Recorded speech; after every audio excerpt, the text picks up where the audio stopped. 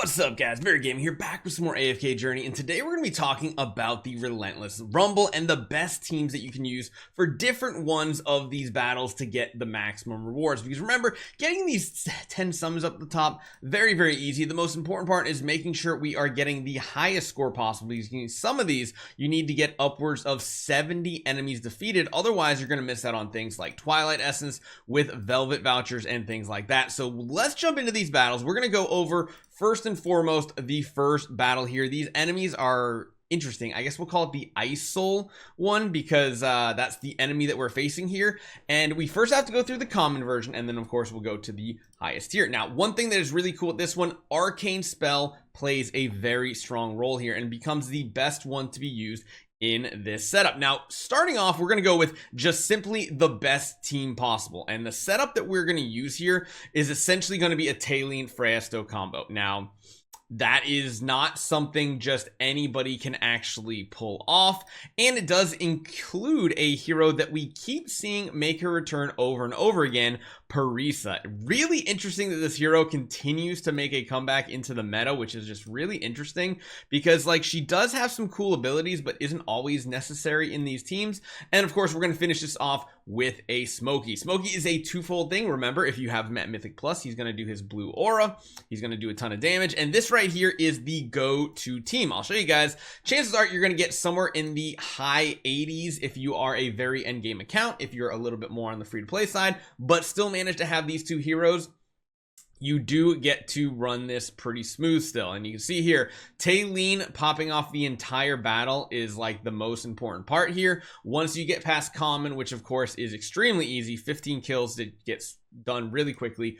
Endless is where it becomes a little bit more of a challenge here. So let's jump into this. Let's see what happens. Remember, even the level of your artifact isn't as big of a deal here because it caps out at plus 10. I think that's just to kind of keep it on a little more of an even playing field for people. Granted, if you still have the heroes, then you'll definitely have the advantage. And we're going to go over a couple of the teams that don't have Phaesto and possibly don't have Talene, because Talene's probably one of those that I think a lot of people before this Waves of Intrigue season probably didn't care too much about. She was really good and she did a lot of great things, but it wasn't something you absolutely needed. Whereas now, in this season, Talene is just really good. And at the end of the day, Phaesto is quickly becoming the hero that just everybody needs. And you'll notice Phaesto is kind of stuck just CC this entire battle. But meanwhile, Talene is popping off. She's doing tons of damage and she's getting up there in the kill count. Now, the magic number is, of course, getting to 70 kills. Anything over 70 kills, that's, I guess, more of just a flex than anything else. If you do have this team, you should be getting somewhere in the high 80s most of the time. We got 10 seconds left. Actually, we might even make it to the 90s on this one too. So yeah, this actually ended up being very good, and it's probably due to how powerful our own Talene is, almost getting up to 100 kills. And again, Talene is putting in the work here. But you'll see Parisa, Lily May, they're still doing some good stuff. And then of course we have the Smokey and Mirky. I might have said Odie earlier. I do apologize, guys. But this right here is going to get all these rewards claimed out. And again, the most important part is getting to this one right here, which is 70. Getting 70 kills is the goal in each one of these battles. And right there, day one, you're already getting almost all of the summons right out of the gate. Now, that team might not be something you can actually do though. And I kind of want to talk about a couple different options here, because I do think most people have either Talene or Phaesto. So I kind of want to go over the version where I think most people are going to be more common, and that's the fact that I think, I'll say it like this, I feel like most people have Phaesto and maybe not Talene. He's not really going to be used if you're not using a Talene.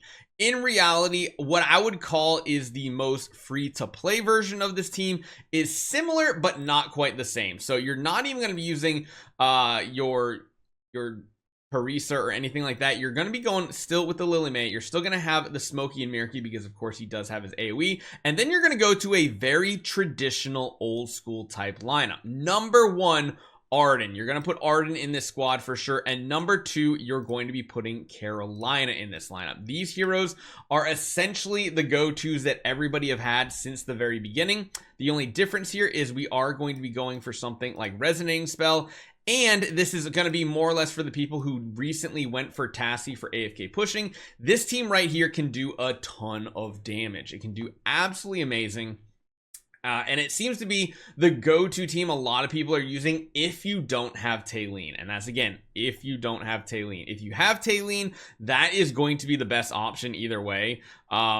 We'll show a team that's also like no Freyasto, because again, there might be some people out there that did go for Talene, but granted, you're not using Freyasto unless you also have Talene. But if you don't have Talene, you're not going to really use a Freyasto squad at all. And you can see right here, this is kind of the team that we're going with here. And the big thing is Tassie can really pop off on this one too, because of them getting a lot of kills. I'm going to make a little note on this one too. You might see if the new hero Harak comes out in the next couple days, which I think he is, the new Hypogen hero. I think Harak's going to be absolutely amazing in game modes like this, where you're getting kill after kill after kill, because he just continues to get stronger and stronger. So you can see here, this one's cutting it a little close, and I'm not quite sure if we're going to get to the 70 mark. Again, you're going to have to kind of figure out what works best on your team. If you don't have a Tassie, another hero that can actually work out very well in this one is Alsa, I've noticed. So this team right here, you can see we got to about 66, not quite there, but yeah, you can see Tassie's doing a lot of work. Not the most damage out of this. Of course, Carolina is the main carry here, but that slot is pretty flexible. Now, in reality, if you have a team that is more traditional, or I should say an account that's more traditional, and you did go for a Talene, this right here is the way you want to go, and you want to go back to the arcane spell. So having the typical Aaron